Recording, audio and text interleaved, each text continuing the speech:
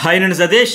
ఈ ప్రోమో అట్లాగే live updates గురించి మాట్లాడుకుందాం. ఇక్కడ ఎంత పెద్ద మాట సార్ అది అని మీకు ఎంతమంది కనిపించిందో మాస్క్ మీద నోటంబడి వచ్చింది కదా. ఇద్దరు ఇమాన్యుయల్, భరణి, తనూజ ఇన్నాళ్ళు ఒక అమ్మాయి ఇద్దరు అబ్బాయిలు అనుకున్నా ఇప్పుడు ముగ్గురు ఆడవాళ్ళతో ఫైట్ చేశారని అర్థమైందని. అది ఎంత పెద్ద మాట సార్. మన డీజెట్ ఇల్లు పంచ్ డైలాగ్ ఉంటుంది కదా, అట్లా అనిపించే వాళ్ళు ఫస్ట్ ఓ మెసేజ్ కొట్టండి, లైక్ కూడా చేయండి. నిజంగా అసలు ఏమంటున్నాడు, ఎట్లా మాట్లాడుతున్నాడు, ఎలా బిహేవ్ చేస్తున్నాడు అర్థమవుతుందా లేదా అతనికి. అతను మళ్ళీ చెప్పుకుంటూ వచ్చేసి గత సీజన్ల నుంచి సరైన విన్నర్స్ రాలేదు, ఈసారి కామన్ మ్యాన్ కేటగిరీ నుంచి వచ్చేస్తాము, గెలిపించేస్తాము, ఏమి ఎట్లా ఇలాంటి మాటలకా చాలా రూడ్గా మాట్లాడేస్తున్నాడు కదా. మళ్ళీ తెల్లారు లేస్తే నేను నిప్పు, నేను అది, నేను కనిపించిన నాలుగో సింహం, నేను నీతిమంతుడు, అలా అనకూడదు ఇలా అనకూడదు.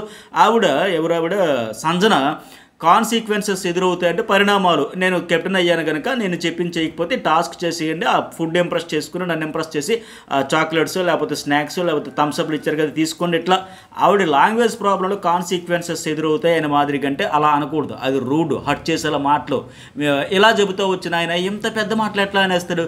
బిహేవియర్ బాగోలేదు అనేస్తాడు, అమ్మాయికి బాడీ లాంగ్వేజ్ బాగోలేదు అంటాడు, అన్నపూర్ణలా పెట్టాలని చెబుతూ ఉంటాడు. అసలు ఇతరులు కనీసం ఒక స్మైల్ ఫేస్ కానీ ఒక పాజిటివ్ యాటిట్యూడ్ కానీ అందరితో ఒక ఫ్రెండ్లీ నేచర్గా ఉందా?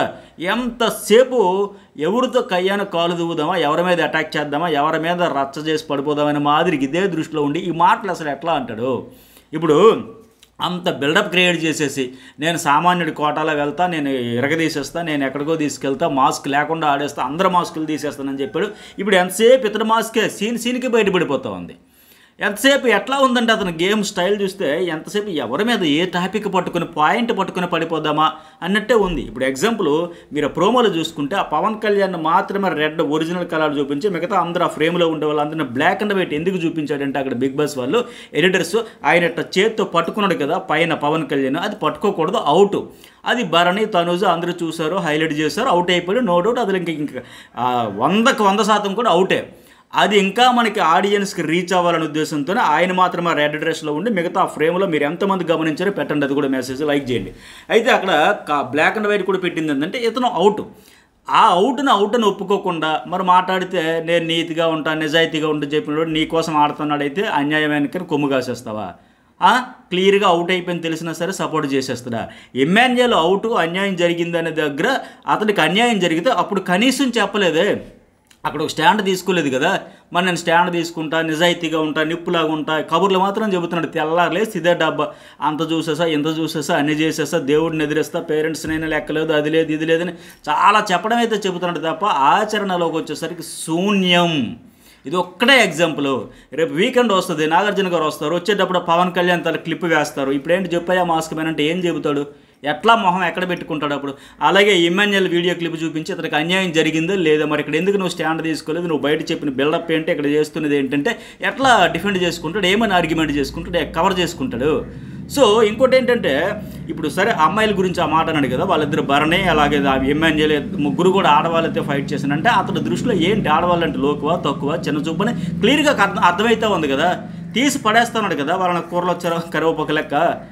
మళ్ళీ అక్కడ మొన్న బిందుమాధవి చెప్పినట్టుగా హరిత ఏదో చెప్పుకొచ్చాడు కదా పేర్లు, సగభాగం అది పేరుకే చెప్పుకోవడానికి. అది ఎక్కడో ఒకవేళ నెగిటివ్ అయితే తీసుకుని లెక్క. ఊరికే మొన్న ఒకసారి సాంబార్ అయితే ఆవిడ వస్తే బాగా చేస్తే ఇట్లా ఓకే అని ఒక పాజిటివ్ దీనికోసమే చేస్తున్నాడు, నో డౌట్. చిన్న చూపు అయితే మామూలుగా లేదు, చాలా పిచ్చ లైటర్ వేళ తీసి పడేస్తాడు. అదే ప్లేస్లో కూర్చొని ఆ ప్రియాతో డిస్కషన్లో భాగంగా నైట్ అయితే చాలాసేపు డిస్కషన్ చేసేటప్పుడు ఎంత సోది చెప్పుకొస్తున్నాడంటే సొసైటీ మారాలి, అమ్మాయిలు అబ్బాయిలు ఈక్వల్ కాదా, మీరు వీకా, మీరు స్ట్రాంగా, సెన్సిటివా, అలా అంటే నేను ఒప్పుకొని ఎంత సోది చెప్పి మళ్ళీ ఇక్కడికి వచ్చేసరికి వాళ్ళిద్దరిని ముగ్గురిని కూడా అమ్మాయిలతో ఫైట్ చేశాను అనుకుంటానంటే ఆయన దృష్టిలో అమ్మాయిలు చాలా వీకు, నేను ఒక మగాడిని, నేను మగాడితోనే ఫైట్ చేయాలి, అలా తప్ప నేను ముగ్గురు అమ్మాయిలతో చేసేసాను మాదిరిగా ఎంత చౌకబారుగా కామెంట్లు అయితే చేస్తావు అన్నాడు.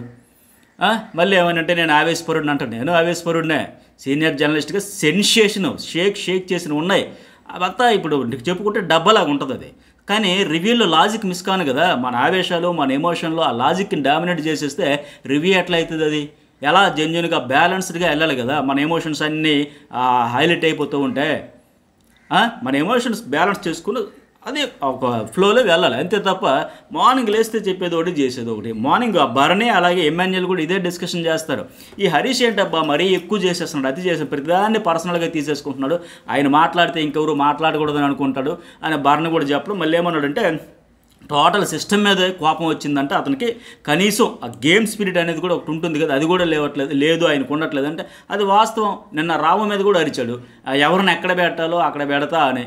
ఎమాన్యుయల్ కూడా అంటాడు, అన్న నిన్న అంత అయినాక ఆ మనిషి వచ్చి సంచాలకుడు నాకు సారీ చెప్పాడు, నేను ఆయనకి సారీ చెప్పాను. ఎమోషన్లు అందరికీ ఉంటాయన్న, జస్ట్ అది గేమ్ వరకు. అక్కడ నాకు అన్యాయం జరిగింది, బాధ వచ్చింది, నా ఎమోషన్ నేను బయట పెట్టా.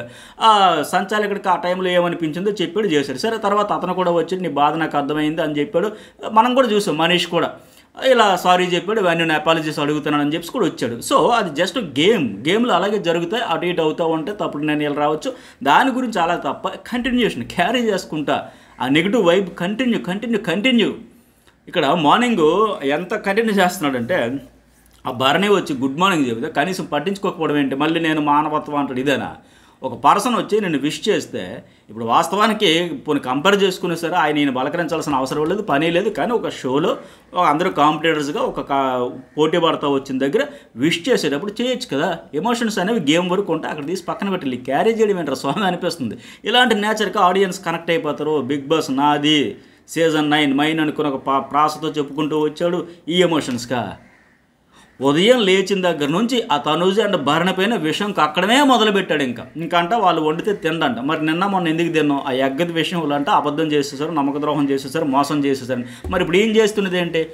వాళ్ళు చెప్పలేదు, వాళ్ళకి తెలిసి చెప్పలేదంట. ఆ సందన థమ్స్అప్ ఎవరు లేపేశారు, చాక్లెట్స్ ఎవరు తీసేసారు, హౌస్ అంతా అడుగుతున్నా సార్ మనకు తెలుసు కదా, చెప్పాడే చెప్పలే. పైగా మళ్ళీ ఏంటి ఎవరావిడ ఆశ, ఫ్లోరా సైని వీళ్ళందరితో ఆ ప్రియ కూడా తెచ్చేస్తే థమ్స్అప్లు చాక్లెట్స్ అవన్నీ తెచ్చిస్తున్నట్టు చెబుతూ ఉంటే ఓకే వెళ్ళండి, లేపియండి, చెయ్యండి, ఏదో ఒకటి చెయ్యండి. మరి ఎట్లా సమర్థిస్తాడు? ఆ భరణి తనూజ చెప్పలేదని అంత రగిలిపోతూ 2 రోజుల తర్వాత అంత ఇష్యూ అయిపోయిన తర్వాత అయ్యో మనకి ఇప్పుడు పాయింట్ కావాలి, మనకి ఇప్పుడు ఫైట్ కావాలి, మనకు ఒక టార్గెట్ కావాలి, మనం ఎవరినో ఒకరిని వెతికి పెట్టాలనే మాదిరిగా ఇతను టాస్క్ ఓడిపోయిన తర్వాత ఆ పవన్ కళ్యాణ్ ఎవరైతే ఇతని కోసం ఆడి ఓడిపోయాడో, ఇతను కెప్టెన్సీ అవ్వలేదని తప్పుకున్న తర్వాత ఇవన్నీ వచ్చాయి. ఇప్పుడు అవన్నీ మళ్ళీ గుర్తుకొచ్చాయి ఒకేసారి. వాళ్ళని ఎందుకు నేను ఇచ్చేయాలి, ఏంటిది వాళ్ళు వండితే నేను తినను, నా వంట నేనే వండుకుంటానని మొదలుపెట్టి మరి అంత టార్గెట్ చేసి దొంగతనం మహాపాపం అంత తప్పుడు పని ఎట్లా చేసేస్తారని అంత హైలైట్ చేసేసి రగిలిపోయిన ఆయన ఈరోజు అందరూ ఫన్ మోడ్లో వెళ్ళి టకా ఎత్తుకొచ్చేస్తుంటే ఫుడ్ అనేది సహజం అండి. అక్కడ బిగ్ బాస్ హౌస్లో ఆ చిన్న వచ్చి ఫన్ మోడ్లో వెళ్ళాలి. వీళ్ళే దాన్ని సీరియస్గా పెద్ద కాంప్లికేటెడ్ చేసేసి రచ్చ చేసేసి ఇప్పుడు ఈరోజు ఏంటి ఆ సంజనాకు వచ్చిన ఫుడ్ అంతా లేపేస్తున్నారు కదా. మరి ఆవిడ ఎంత స్పోర్టివ్గా తీసుకుంటుంది? మీరు చెయ్యండి, ఇంప్రెస్ చేయండి, టాస్క్లు చేయండి, ఏదో అలా చేయండి, అవి తెచ్చుకోండి, మీరే తీసుకోండి అని చెబుతూ ఉంది. అలాగే ఆవిడకి తెలిసినా సరే చూసి చూడనట్టుగా ఉంటా ఉంది. ఇలా కంటెంట్ కోసం ఆ రకంగా జరుగుతూ ఉంటే అంత హైలైట్ చేసిన ఆయన ఇప్పుడు ఇక్కడ ఏమంటున్నాడు?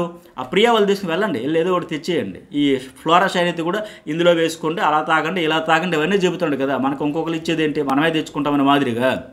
అయితే ఇక్కడ ఓవరాల్గా చూసుకుంటే ఈ బ్యాక్ బిచ్చింగ్ కబుర్లతో నెంబర్ 1 బ్యాక్ బిచ్చింగ్ స్టార్ ఎవరైనా ఈ సీజన్ కొన్నాడంటే ఇతడే, నో డౌట్.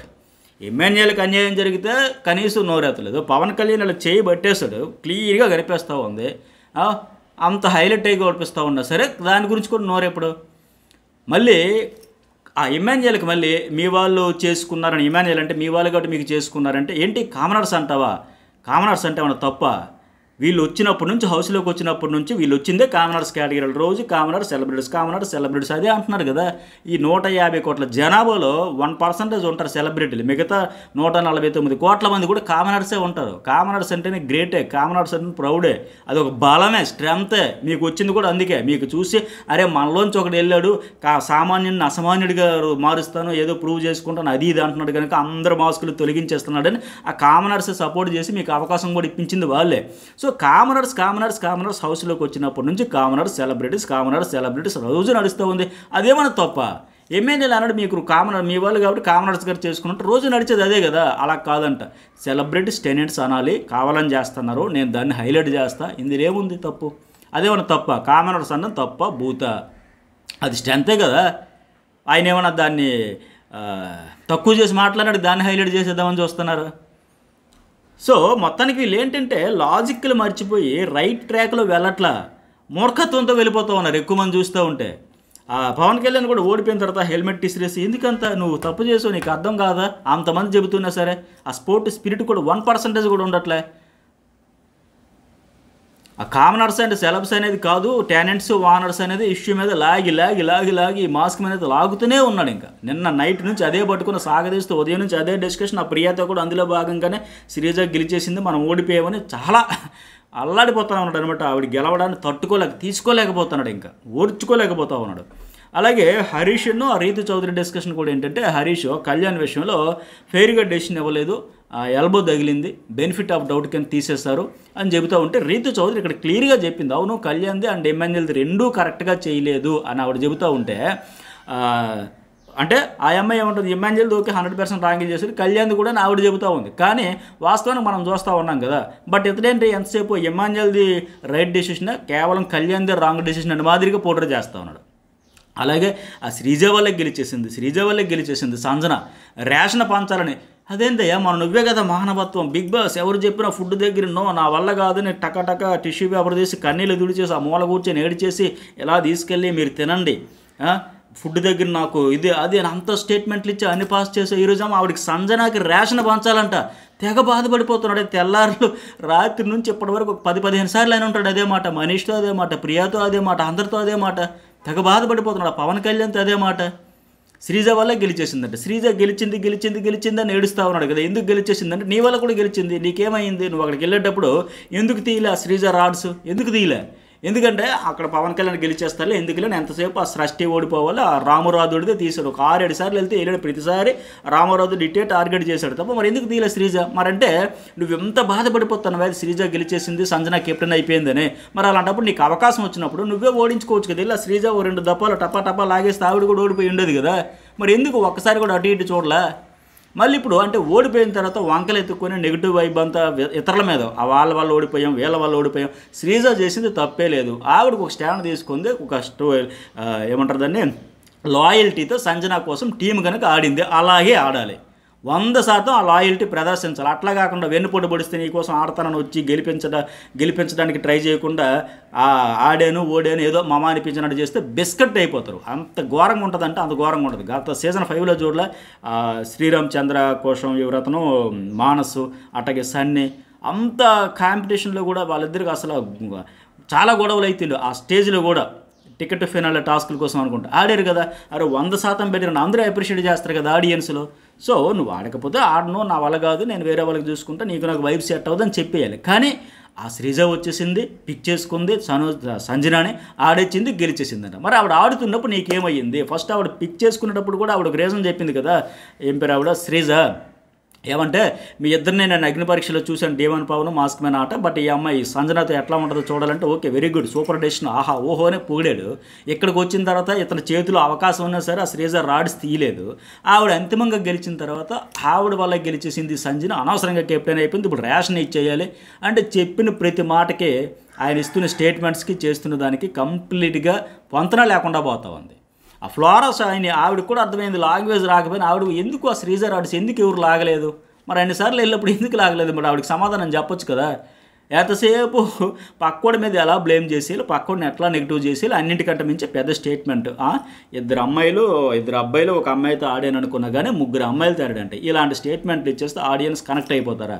ఆ బిందు మాదిరి ఊరికి అనలా బాబు, నువ్వు చెప్పేది ఒకటి చేసేది ఒకటి, నువ్వు నిజంగా విషమైన మాదిరిగా అట్లానే బిహేవ్ చేస్తున్నావు. ఇంకా దీనికోసం ఓట్లు వేసేస్తారు, గెలిపించేస్తారు. మరి మీకేమనిపించింది మెసేజ్ బెటర్? అట్లాగే కెప్టెన్సీ సంజన ఎట్లా ఉంది అంటే ఒక హైలైట్ కాన్సెప్ట్ అయితే ఈ సీజన్లో ఇంప్లిమెంట్ చేస్తున్నాడు బిగ్ బాస్. అది వేరే లెవెల్ అని చెప్పాలి. వేరే లెవెల్ వీడియో గురించి కూడా మరొక వీడియోలో అనలైజ్ చేస్తా. లైక్, షేర్, సబ్స్క్రైబ్ అయితే మర్చిపోకండి.